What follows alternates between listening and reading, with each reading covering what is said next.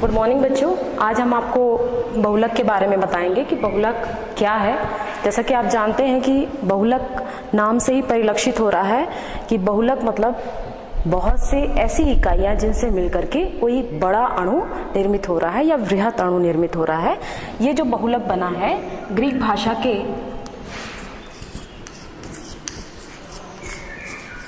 भाषा से बना है। ग्रीक भाषा के पॉलीमर से मिलकर बना हुआ है। इंग्लिश के पॉलीमर।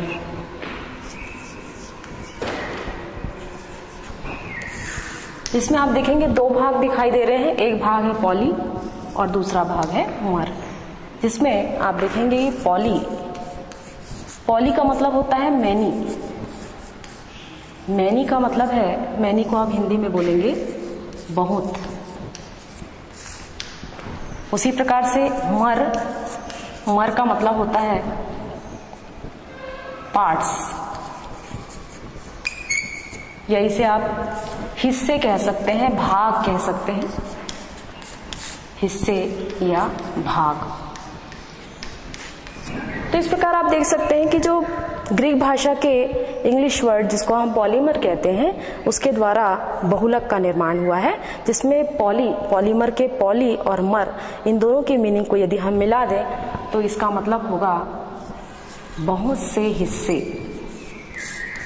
बहुत से हिस्से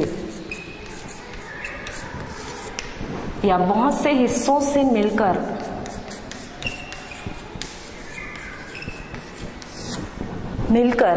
बना हुआ जो यौगिक होता है, बना यौगिक पॉलीमर कहलाता है, जिसे हिंदी वर्जन में हम इसे बहुलक कहते हैं। बहुलक या पॉलीमर कहते हैं, पॉलीमर कहा जाता है।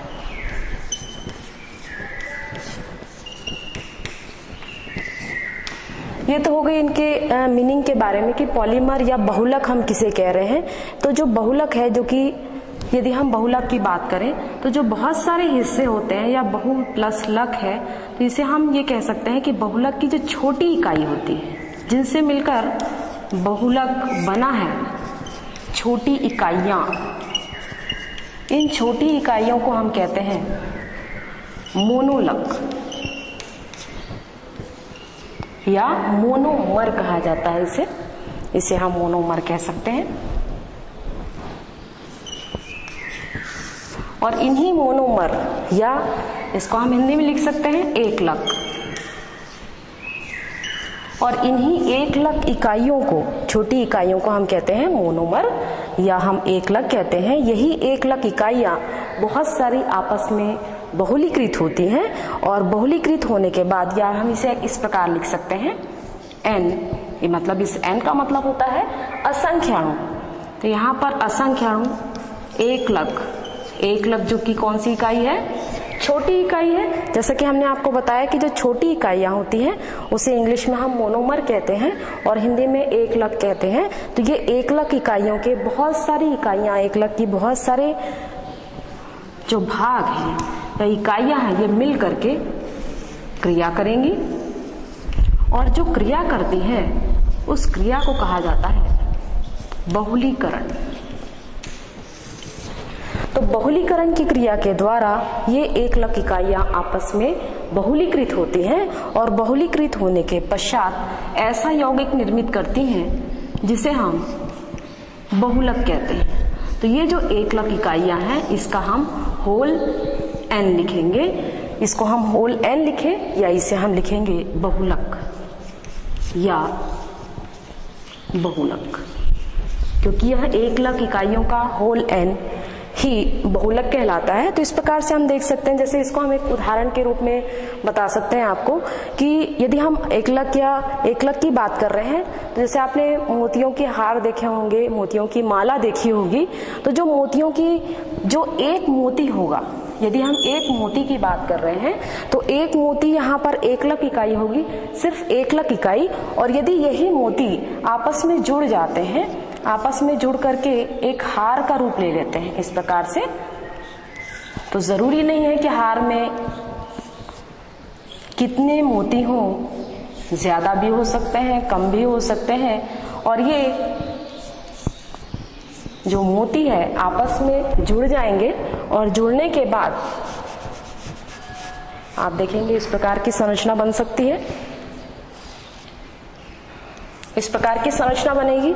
तो यहां यदि हम सिर्फ एक मोती की बात कर रहे हैं तो एक मोती को हम कहेंगे एकलक, और यदि ये मोती जब एक साथ मिल करके जुड़ करके, यहां पर हमने इसको किससे जोड़ा है, धागे की सहायता से जोड़ा है, तो यहां पर धागे की सहायता से जोड़ने के बाद ये जो संरचना बन रही है इसको हम कहेंगे हार या मोतियों की माला।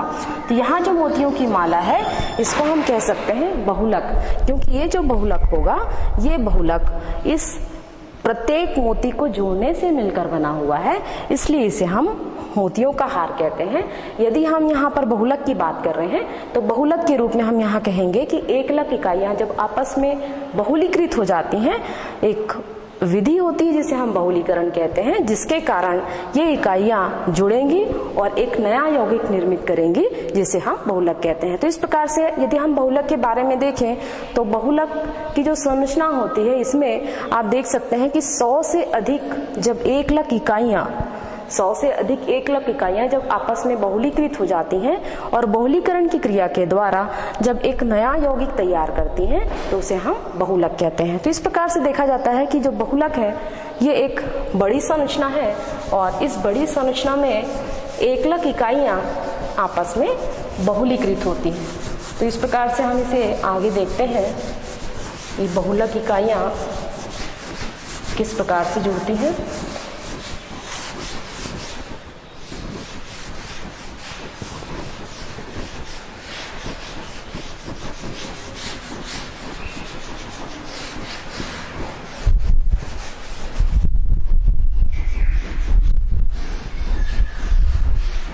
इसे आप एक साधारण से एग्जाम्पल के रूप में भी देख सकते हैं। यदि हम बहुलक के बारे में देख रहे हैं, जैसे लकड़ियों का कट्ठर होता है या लकड़ियां हैं, तो लकड़ियां यदि हम सिंगल लकड़ियों की बात करें तो सिंगल लकड़ियां अगर बिखरी हुई है तो उसे हम एकलक इकाइयां कहेंगे, और जब यही लकड़ियां आपस में एक गट्ठर का रूप ले लेती हैं, इस प्रकार से आप देखेंगे इस प्रकार से एक गट्ठर का रूप ले लिया और इसे हमने रस्सी से बांध दिया है, तो ये एक बड़ी संरचना हो गई क्योंकि इसमें एक मजबूती होगी। लेकिन अगर सिंगल सिंगल एकलक इकाइयों की बात करें तो उसमें उतनी मजबूती नहीं होती है।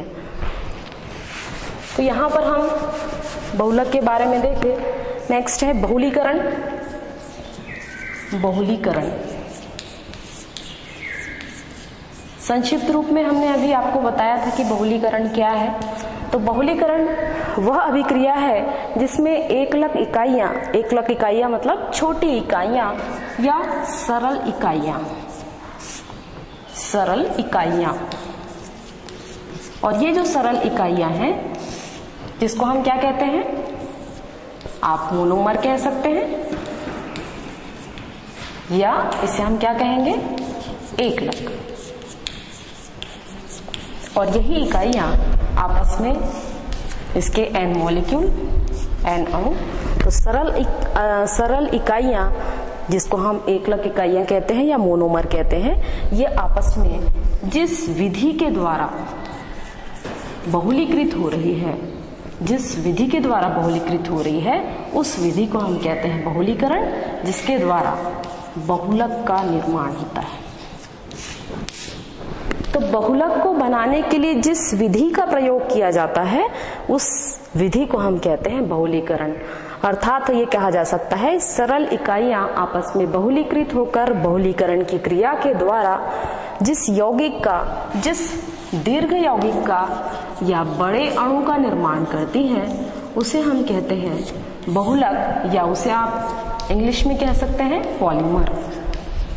जैसा कि हमने आपको बताया पॉलीमर के बारे में कि पॉलीमर या बहुलक जो है ऐसे दीर्घ अणु हैं जो कि सरल अणु के द्वारा या सरल इकाइयों के द्वारा निर्मित होते हैं। और यदि हम इसके बारे में देखें तो बहुलीकरण वह क्रिया है जिसमें सरल इकाइयां आपस में बहुलीकृत होंगी और बहुलीकृत होने के पश्चात एक वृहद अणु का निर्माण करेंगी। नेक्स्ट है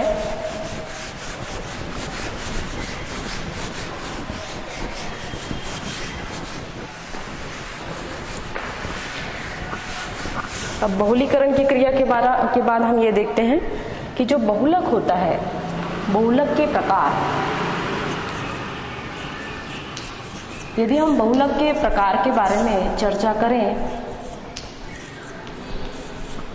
तो यहाँ हम इसे इस प्रकार बता सकते हैं। साधारण रूप में स्रोत के आधार पर कि कहाँ से ये प्राप्त होते हैं, उस आधार पर यदि हम बहुलक को विभाजित करें स्रोत के आधार पर, तो आप देखेंगे स्रोत के आधार पर बहुलक का नामकरण।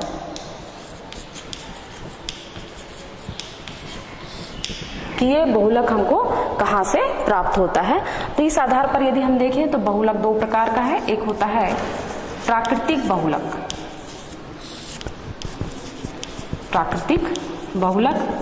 प्राकृतिक बहुलक और दूसरा बहुलक होता है संश्लेषित बहुलक, संश्लेषित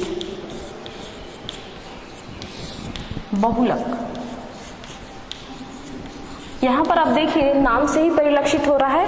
यदि हम प्राकृतिक बहुलक की बात करते हैं तो प्राकृतिक बहुलक वे बहुलक होते हैं जो कि पौधे एवं जीवों में पाए जाते हैं, पौधों एवं जीवों में पाए जाते हैं, किसी न किसी रूप में जीवों में उपस्थित होते हैं।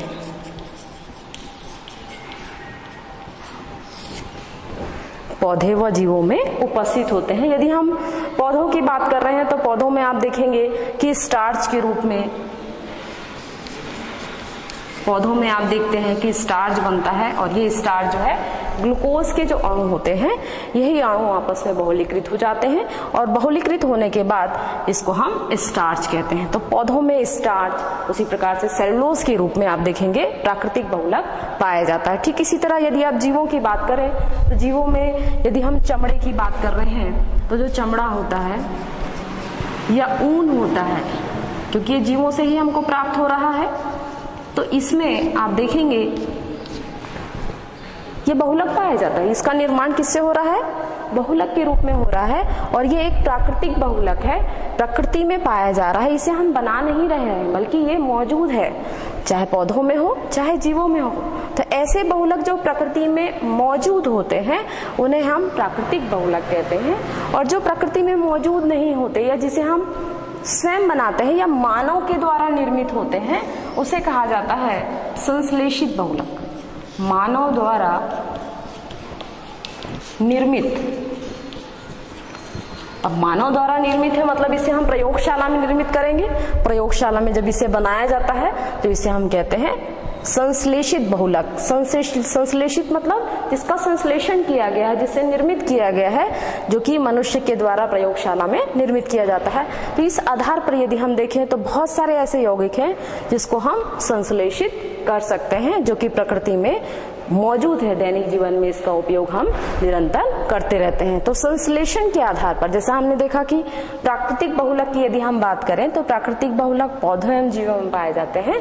ठीक इसी तरह यदि हम संश्लेषित बहुलक की बात करें तो संश्लेषण के आधार पर या इसके निर्माण के आधार पर यदि हम संश्लेषित बहुलक को विभाजित करें तो ये दो प्रकार का होता है। एक होता है योगात्मक बहुलक, योगात्मक बहुलक,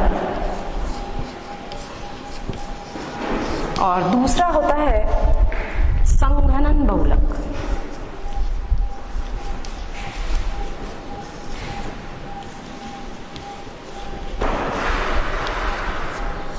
तो इस प्रकार से आप देख सकते हैं कि यदि हम स्रोत के आधार पर बहुलक को विभाजित करें तो इसे हम दो प्रकार से विभाजित कर सकते हैं, एक प्राकृतिक बहुलक और दूसरा संश्लेषित बहुलक। प्राकृतिक बहुलक जो कि प्रकृति में मौजूद है, पौधे एवं जीवों में पाए जाते हैं और उसमें निर्मित किए जाते हैं। ठीक इसी तरह यदि हम संश्लेषित बहुलक की बात करें जो कि मानव के द्वारा प्रयोगशाला में निर्मित किए जाते हैं, तो इसे हम संश्लेषण के आधार पर कि कैसे संश्लेषित किया जा रहा है उस आधार पर यदि हम इसे विभाजित करें संश्लेषण के आधार पर तो इसे हम दो प्रकार से विभाजित कर सकते हैं। एक तो योगात्मक बहुलक कहलाता है और दूसरा है संघनन बहुलक।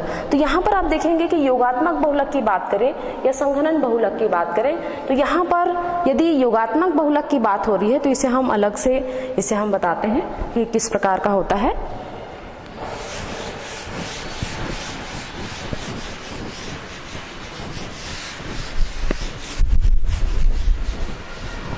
इसमें पहला है योगात्मक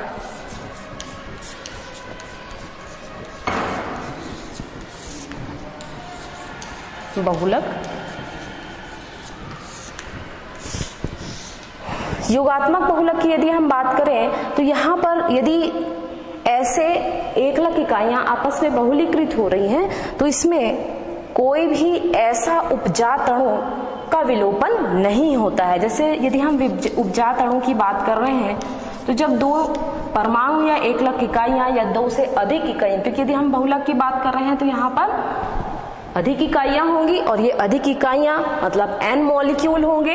तो यहाँ पर जब n मॉलिक्यूल जोड़ते हैं तो उसके पश्चात यहाँ पर कोई उपजात अणु जैसे कि H2O या हम एल्कोहल की बात करें, मेथिल एल्कोहल की बात करें या अमोनिया की बात करें या कार्बन मोनोऑक्साइड की बात करें तो ये जो उपजात अणु है इसका विलोपन नहीं होता या ये यहाँ से निकलते नहीं हैं, का विलोपन नहीं होता।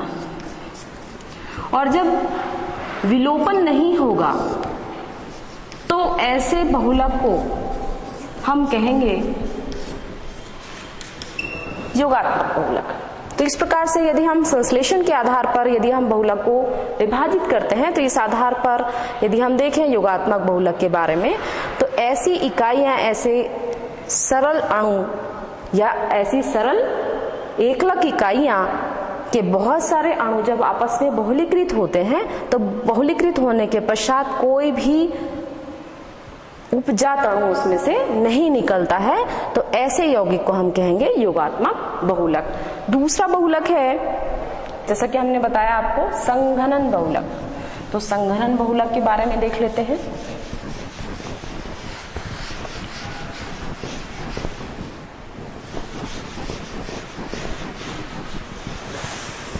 तो संश्लेषण के आधार पर दूसरा बहुलक है संघनन बहुलक।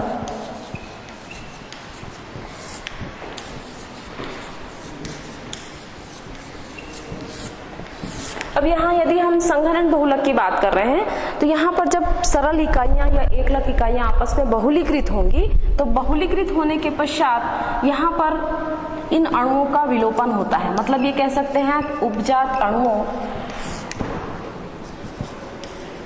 अणुओं का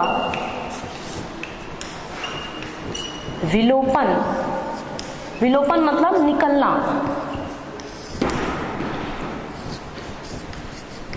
विलोपन मतलब निकलना। जैसे अगर H2 अणु निकल रहा है तो उसे हम H2O का विलोपन कहेंगे। यदि मेथिल एल्कोहल निकल रहा है तो मेथिल एल्कोहल का विलोपन कहेंगे। यदि कार्बन मोनोऑक्साइड निकल रही है या अमोनिया निकल रहा है तो उसका विलोपन हम कह सकते हैं। तो उपजात अणुओं का विलोपन होता है। तो जब भी ऐसे बहुलक निर्मित हो रहे हैं जिसे हम संघनन बहुलक कह रहे हैं तो ऐसे बहुलक निर्मित होने के पश्चात कुछ उपजात अणुओं का विलोपन होता है तो उसे हम कहते हैं संघनन बहुलक। तो इस आधार पर यदि हम इसके उदाहरण के बारे में देखें तो योगात्मक जो बहुलक होता है वो योगात्मक बहुलक कई प्रकार के होते हैं। जैसे आप देखे होंगे दैनिक जीवन में आप पॉलीथीन का इस्तेमाल करते हैं तो ये पॉलीथीन जो होगा वो योगात्मक बहुलक के रूप में पाया जाता है। ठीक इसी तरह यदि हम संघनन बहुलक की बात करें तो जो संघनन बहुलक होता है, जो धागे बनाए जाते हैं नायलॉन के, वो संघनन बहुलक के द्वारा निर्मित होते हैं। तो इस प्रकार से आप देख सकते हैं कि बहुलक को हम शोध के आधार पर, उसके संश्लेषण के आधार पर किस प्रकार से निर्मित कर सकते हैं। तो इसे आप नोट कर लीजिए। तो इस प्रकार से आपने देखा, इसे आपने नोट कर लिया होगा।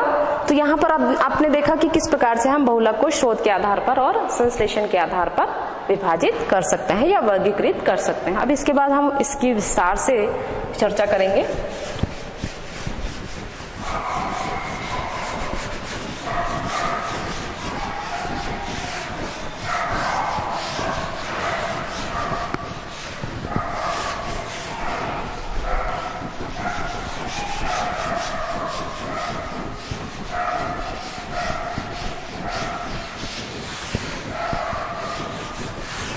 अब यहाँ पर देखिए कुछ महत्वपूर्ण बहुलक जो कि संश्लेषण के द्वारा निर्मित हो रहे हैं, ये योगात्मक के रूप में निर्मित हो रहे हैं। तो इसमें सबसे पहला उदाहरण है पॉलीथीन या पॉली एथिलीन।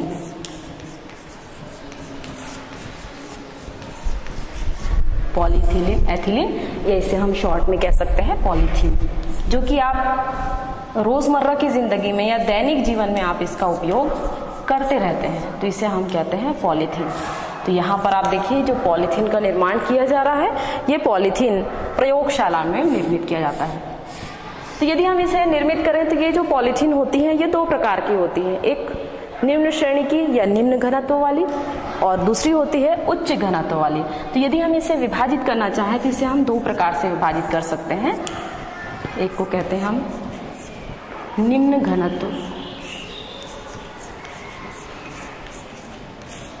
वाले पॉलीथीन और दूसरे होते हैं उच्च घनत्व वाले।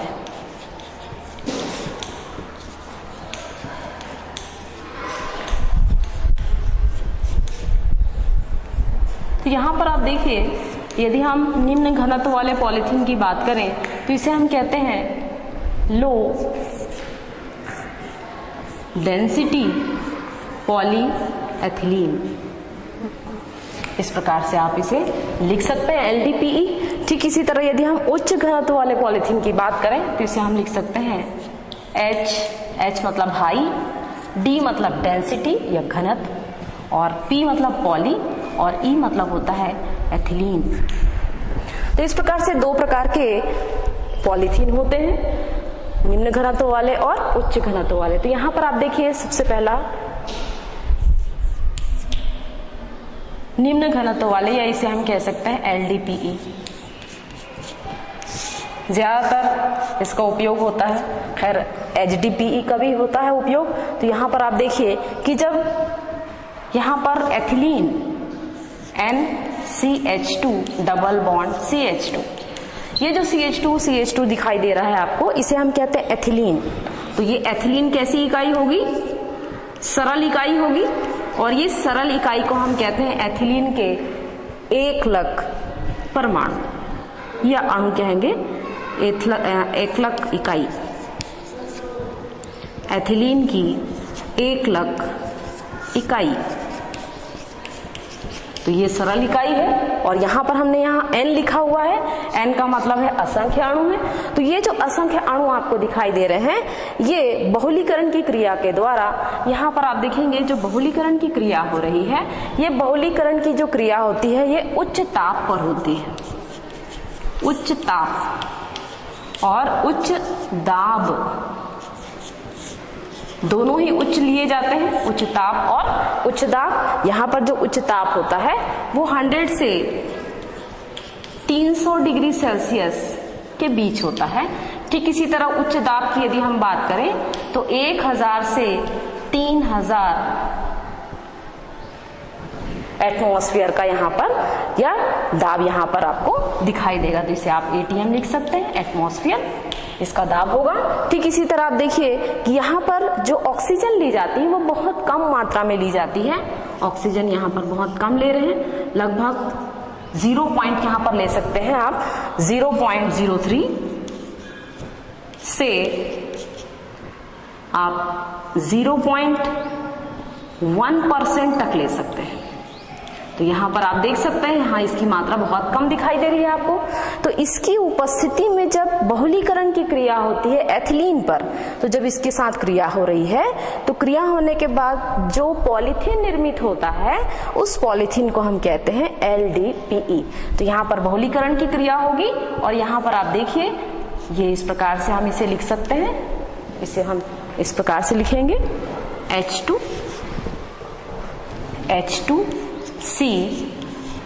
Single bond CH2 single bond का होल N। तो यहां पर ये क्या होगा? निम्न घनत्व वाला पॉलीथीन।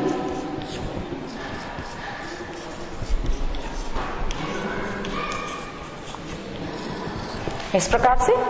तो यहाँ पर यदि हम निम्न घनत्व वाले पॉलीथीन की बात कर रहे हैं, तो जिसको हम उच्च ताप और उच्च दाब पर ऑक्सीजन की निम्नतम मात्रा में लेकर जब हम इसे बहुलीकरण करते हैं, तो इसके द्वारा हमें निम्न घनत्व वाले पॉलीथीन का निर्माण होता है। तो इसके गुणों के बारे में हम चर्चा करते हैं कि ये जो पॉलीथीन हमने प्राप्त किया है, इसके कौन कौन से गुण होते हैं और प्रयोग में या दैनिक जीवन में इसका उपयोग किस प्रकार होता है। तो इसे हम देखें तो इसे हम इस प्रकार बता सकते हैं आपको। इसके गुणों के बारे में देखें तो आप देख सकते हैं कि ये जो LDPE है या निम्न घनत्व वाला जो पॉलीथीन होता है, ये शाखित होते हैं, इनमें शाखा पाई जाती है, तो ये शाखित होते हैं। साथ में आप ये देख सकते हैं कि ये लचीले होते हैं, इनकी जो प्रकृति होती है वो लचीली होती है, लचीली प्रकृति के होते हैं। ठीक इसी तरह यदि हम इसके गुणों के बारे में देखें तो इसमें आप ये बता सकते हैं कि ये ट्रांसपेरेंट होते हैं या पारभाषी होते हैं। ट्रांसपेरेंट होते हैं, इसको हम आसानी से इस पार से उस पार देख सकते हैं। तो ये इनके कुछ महत्वपूर्ण गुण हैं। तो इस आधार पर हम इसे पहचान सकते हैं कि ये जो पॉलीथीन होगी वो इस प्रकार की होगी। नेक्स्ट, उपयोग।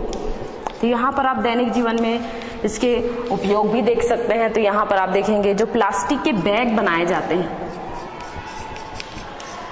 जो प्लास्टिक के बैग जो कि ट्रांसपेरेंट होते हैं, ये प्लास्टिक के बैग इस निम्न घनत्व वाले पॉलीथीन के द्वारा ही निर्मित होते हैं। ठीक इसी तरह आप देखे होंगे कि जो निचोड़ने वाली जो बॉटल्स होती हैं पानी की, यह भी बॉटल्स जो है इसी पॉलीथीन की बनती है। ठीक इसी तरह आप देखेंगे कि जो कोट निर्मित होता है, कोट है, उसी प्रकार से जो फ्रिज के डिश होती है, फ्रिज की जो डिश होती है, फ्रिज की डिश, यह भी इस पॉलीथीन के द्वारा निर्मित होती है। तो इस प्रकार से आप देख सकते हैं कि निम्न घनत्व वाला पॉलीथीन जो कि शाखित लचीली प्रकृति का, पारभाषी होगा, ट्रांसपेरेंट होगा। और यदि हम उपयोग के रूप में देखें तो इसका उपयोग जो है प्लास्टिक बैग बनाने में होता है, बॉटल्स जो कि निचोड़ने वाली जो बॉटल्स होती है उसमें होगा, कोट के रूप में होगा, और फ्रिज की डिश बनाने के लिए इसका उपयोग होता है। ठीक इसी तरह दूसरी जो पॉलीथीन होती है उसके बारे में यदि हम देखें तो इसे हम इस प्रकार बता सकते हैं।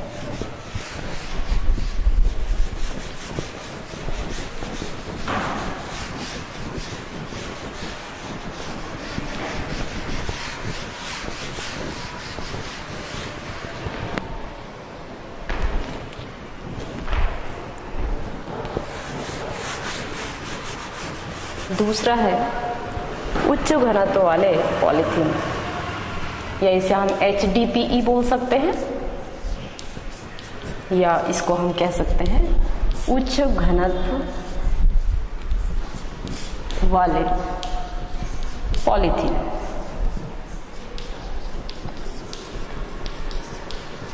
है ये पॉलीथीन ही है, लेकिन ये उच्च घनत्व, अधिक घनत्व वाला है।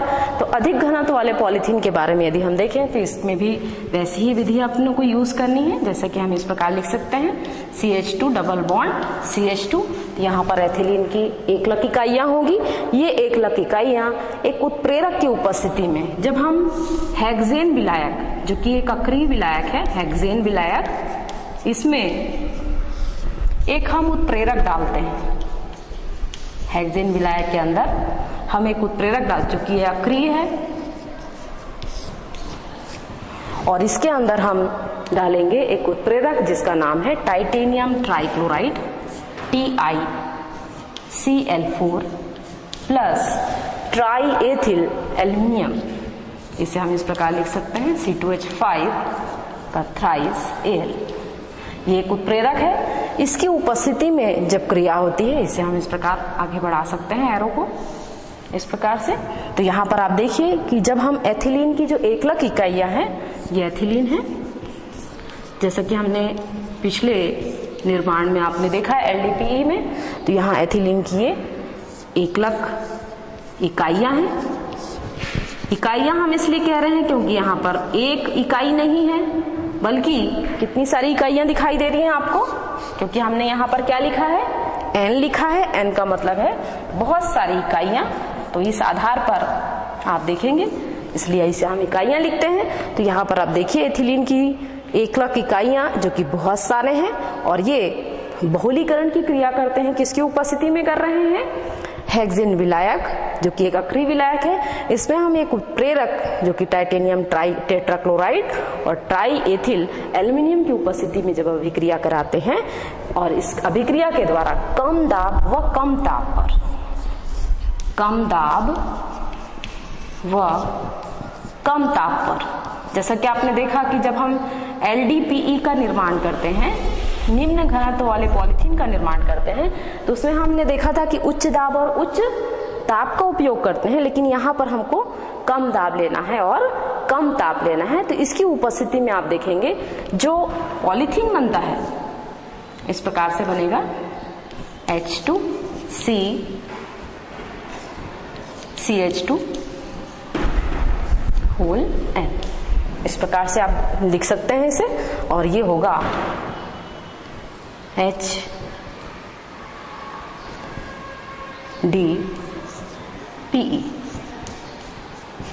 HDPE। तो इस प्रकार से आप देखिए कि यहाँ पर जो HDPE या उच्च घनत्व वाले पॉलीथीन का निर्माण हो रहा है, इसका निर्माण कैसे हो रहा है, जब हम इसमें इस उत्प्रेरक को इस हेक्सेन विलायक के अंदर कम ताप और कम दाब पर अभिक्रिया कराते हैं या बहुलीकरण की क्रिया कराई जाती है, तो इससे हमको उच्च घनत्व वाला पॉलीथीन का निर्माण होता है। तो इसमें आप देख सकते हैं, अब इसके गुण के बारे में हम चर्चा करते हैं कि इसके गुण किस प्रकार के होंगे।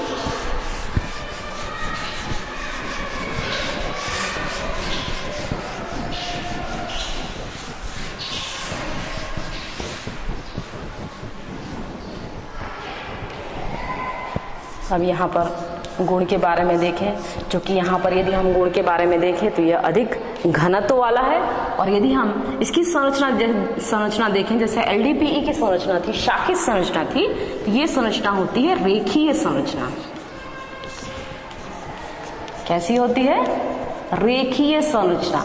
ये रेखीय संरचना के रूप में दिखाई देते हैं। ठीक इसी तरह ये व्यवस्थित संरचना आपको दिखाई देंगी, लेकिन यदि हम इसकी मजबूती के बारे में देखें तो ये बहुत कठोर होता है, क्योंकि ये उच्च घनत्व वाला है और ये कठोर इसकी संरचना होती है। ठीक इसी तरह यदि हम देखें इसे गुणों के बारे में देखें तो यहाँ पर ये अम्ल और क्षार के प्रति अक्रिय होता है, अम्ल क्षार के प्रति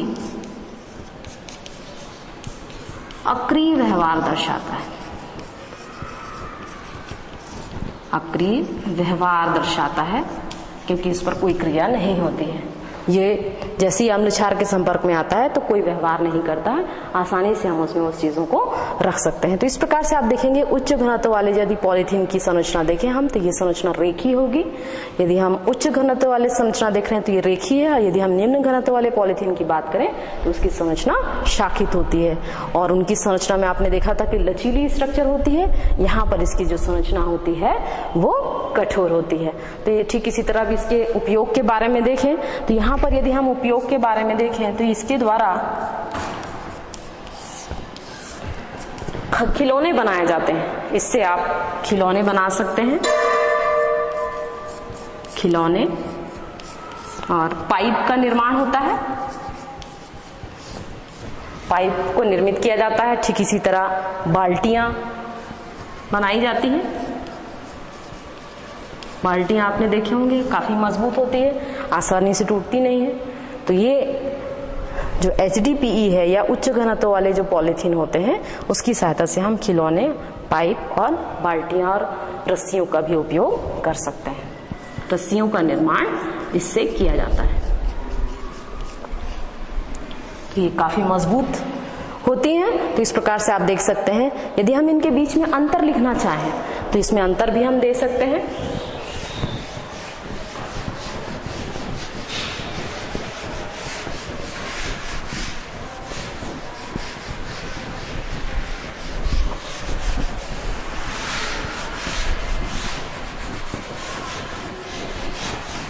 तो पॉलीथीन कितने प्रकार के हैं? 2 प्रकार के हैं। एक पॉलीथीन है निम्न घनत्व का और दूसरा पॉलीथीन कैसा है?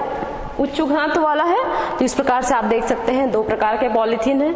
यदि हम निम्न घनत्व वाले पॉलीथीन की बात करें तो इनको यदि हम निर्मित करते हैं तो उस आधार पर यदि हम देखें तो LDPE व HDPE इनके बीच में यदि हम अंतर देखते हैं तो अंतर यदि हम देखें तो हमको ये पता चलता है कि जो निम्न घनत्व वाले पॉलीथीन होते हैं इनकी जो संरचना होती है ये शाखित संरचना होती है, शाखित संरचना। ठीक इसी तरह यदि हम उच्च घनत्व वाले पॉलीथीन की बात करें तो इसकी संरचना रेखीय होती है, रेखीय संरचना। और यदि हम इसकी प्रकृति के बारे में बात करें तो इसकी जो प्रकृति होती है वो लचीली प्रकृति होती है और इसकी जो प्रकृति होती है वो कठोर होती है, कठोर प्रकृति होती है, कठोर प्रकृति होती है। और यहाँ पर यदि हम इसकी बात करें तो ये काफी नरम प्रकृति के होते हैं, नरम होते हैं। इस प्रकार के जो पॉलीथीन होते हैं वो नरम होते हैं और ये जो पॉलीथीन होते हैं ये दृढ़ होते हैं या मजबूत होते हैं, इस प्रकार के पॉलीथीन। तो इस प्रकार से आप देख सकते हैं कि यदि हम निम्न घनत्व वाले पॉलीथीन की बात करें और उच्च घनत्व वाले पॉलीथीन की बात करें तो यहाँ पर इनके गुणों के आधार पर, इनके उपयोग के आधार पर इसे हम आसानी से भिन्नीकृत कर सकते हैं। साथ ये भी बताया जा सकता है कि यदि हम निम्न घनत्व वाले पॉलीथीन का निर्माण करते हैं तो इसके लिए हम जो ताप और दाब लेते हैं वह उच्च ताप व उच्च दाब लिया जाता है, उच्च दाब का उपयोग किया जाता है। दोनों ही उच्च लेते हैं हम, उच्च दाब का प्रयोग किया जाता है। उच्च ताप में आपने देखा था कि यहाँ पर जो हम टेम्परेचर या ताप लेते हैं वो 100 से 300 डिग्री सेल्सियस तक हो सकता है। और उच्च दाब की बात करें तो ये 1000 से 3000 एटमॉस्फेयर का दाब होगा। लेकिन अगर हम उच्च घनत्व वाले पॉलीथीन की बात करते हैं तो यहाँ पर हम जो ताप और दाब लेते हैं वो कम ताप व कम दाब होता है, कम दाब लिया जाता है यहाँ पर। तो इस प्रकार से ये तो इसके अंतर की बात हो गई कि यहाँ पर हम किस प्रकार से इसको हम डिफरेंशिएट कर सकते हैं, इसे हम भिन्नित कर सकते हैं, एक दूसरे से अलग कर सकते हैं। ठीक इसी तरह यदि हम उपयोग की बात करें तो इससे जो हमको इस प्रकार के जो पॉलीथीन हमको प्राप्त होते हैं इसके द्वारा हम प्लास्टिक बैग या निचोड़ने वाली बोतल का उपयोग कर सकते हैं, बोतल का निर्माण कर सकते हैं। ठीक इसी तरह यहाँ पर जो है मजबूत हमको पॉलीथीन प्राप्त हो रहा है, इससे प्लास्टिक की बाल्टियां, रस्सियों का निर्माण किया जा सकता है। नेक्स्ट है तो ये जो पॉलीथीन है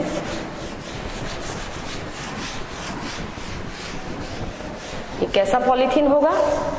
यहाँ पर आपने देखा कि ये जो पॉलीथीन है इसके द्वारा कोई उपजात अणु निर्मित हो रहे हैं क्या, या उपजात अणु का विलोपन हो रहा है क्या, आपने देखा पॉलीथीन में। तो जो पॉलीथीन होगा ये कैसा बहुलक होगा, जैसा कि आपने देखा कि यहाँ पर उपजात का निर्माण नहीं हो रहा है, उपजात अणु नहीं निकल रहे हैं, उसका विलोपन नहीं हो रहा है। तो ऐसे जो पॉलीथीन के जो बहुलक होंगे उसे हम क्या कहेंगे, योगात्मक बहुलक। तो ये उदाहरण किसका होगा, योगात्मक बहुलक का। और ये योगात्मक बहुलक कैसे बहुलक होंगे, संश्लेषित बहुलक होंगे। जैसा कि हमने आपको बताया था कि बहुलक दो प्रकार के होते हैं, एक प्राकृतिक बहुलक होता है और दूसरा संश्लेषित बहुलक होता है। और संश्लेषित बहुलक भी दो प्रकार के होते हैं, एक योगात्मक बहुलक होता है और दूसरा होता है संघनन बहुलक, जहां पर उपजात अणु नहीं निकल रहे हैं। जैसा कि आपने पॉलीथीन के केस में देखा कि पॉलीथीन के अणु में हमने देखा कि यहाँ पर कोई भी उपजात अणु, चाहे हम H2O की बात करें, चाहे कार्बन मोनोऑक्साइड की बात करें, या आप मेथिल एल्कोहल की बात करें, या अमोनिया की ही बात करते हैं, तो ऐसे उपजात अणु जब इसमें नहीं निकलते हैं तो उसे हम कहेंगे योगात्मक यौगिक। तो ये योगात्मक बहुलक का उदाहरण होगा, जिसे हम पॉलीएथिलीन या शॉर्ट में इसे हम पॉलीथीन कहते हैं। तो यहाँ पर यदि आप पॉलीथीन का यदि निर्माण आपको पूछा जाता है तो दोनों में से कोई सा भी आप लिख सकते हैं, जरूरी नहीं है कि आपको दोनों ही देना है, तो आप कोई भी एक दे सकते हैं। तो इस प्रकार से आपने देखा कि बहुलक क्या है, बहुलक को हम कैसे विभाजित कर सकते हैं और किस विधि के द्वारा बहुलक का निर्माण होता है।